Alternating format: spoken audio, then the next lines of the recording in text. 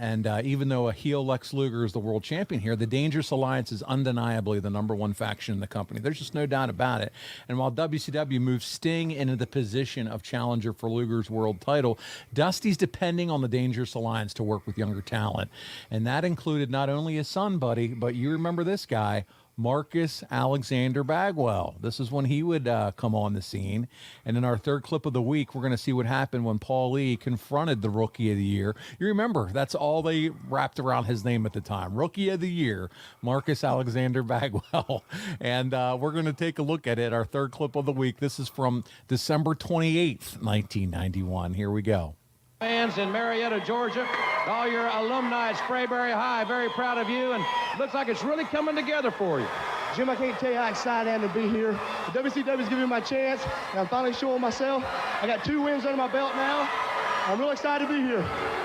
While I'm interviewing this young man, I understand that. First of all, Mr. Bagwell, I'd like you to know that unlike the company that employs the both of us, the Dangerous Alliance is an equal opportunity organization.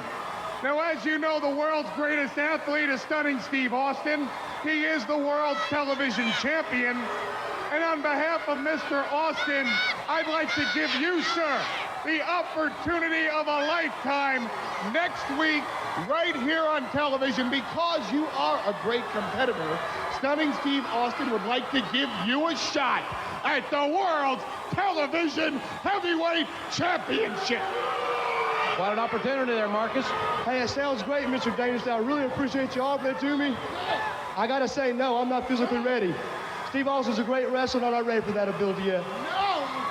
No, you won't take a shot at Stunning Steve. See, let me tell you something, Bagwell. Where the Dangerous Alliance comes from, we make people offers that they cannot refuse. For example, there are 2 kind of breaks in World Championship Wrestling. The first kind of break is the one that Stunning Steve Austin is offering to you. The break of a lifetime. A shot at the World TV title. The best wrestler on television. The second kind of break is a broken bone. For example, this is what happened to the last person that refused an offer from the Dangerous Alliance. Let me just ask you this, Bagwell. Did your mommy and your daddy tell you to stay away from success because you don't want to run with the big boys like the Dangerous Alliance? You're getting way out of hand, Mr. Dangerously. Way out of hand. It's got nothing to do with my mom. It's got nothing to do with my dad. It's up to me. Mike Graham's been training with me. Dustin Rhodes been training with me some. Sting has been taking time out with me. Sting. You've been training with Sting. Sting is taking time out of his sporting schedule to work with me, especially. You are listening to advice from Sting when I'm offering you the opportunity of a lifetime. You stinking, miserable, ungrateful, prepubescent punk. Let me ask you something. When you go to Sting for advice, does he tell you when opportunity knocks at your door, don't answer it? Because Stunning Steve Austin is knocking at your door. You understand what I'm saying? Opportunity is knocking at your door. Ooh. Well, wait a minute.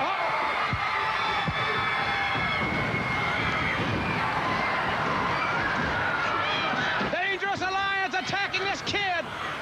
I mean, they are tearing him apart. Marcus Alexander Bagwell is being physically decimated.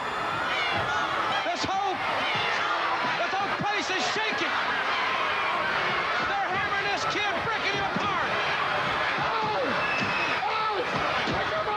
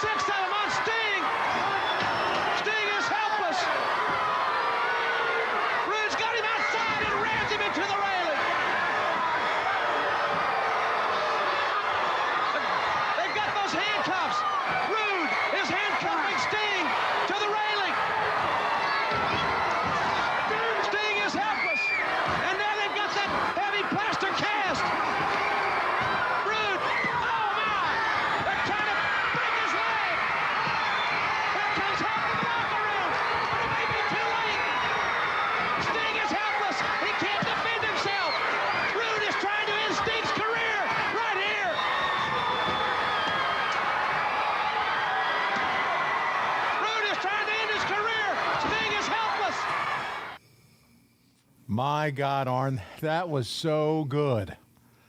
That was entertaining. I love as the hell. first part being in the dark. Oh, it was shot well, great. You had baby Bagwell. That's what I'll call him because he is so young in the business at this point. It's way before Buff and the stuff and all that shit. But listen, he gets the rub with he's out there with JR. Paul Heyman is on fire. It's just heat all the way around. Sting comes down to make the save. That was just so well done. I enjoyed every second of that. Let's don't forget that Furlan Husky hairdo he had. Oh, he did. He had a nice big I haven't seen hairdo like that since I was like 15 years old. Furlan Husky, does that ring a bell? No, it doesn't. Get your guy, look him up. For Furlan Husky? Furlan Husky, country western singer. Oh, okay. Had that same hairdo, I'm telling you. There he is. There's Furlan, and Furlan's got to do, let me tell you. Little hair Ferlin. envy. Yeah. Furlan, you son of a bitch. I wish. But man, that was guys, listen, that was from 12/28/91. It's worth it. Go back and watch it or just check it out on our YouTube page. I'm going to go back and watch that show because that was so good. But we haven't talked about him to this point. What were your impressions besides his nice hairdo of Buff Bagwell at this point? Oh, he looked like $1 million. What a handsome kid, right? I mean, Yeah. good body, young,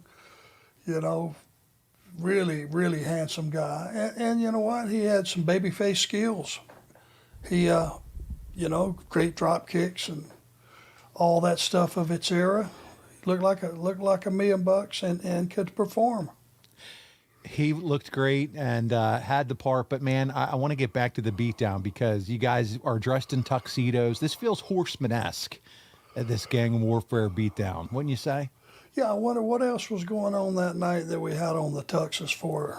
I believe, I don't know if I don't think we're here yet.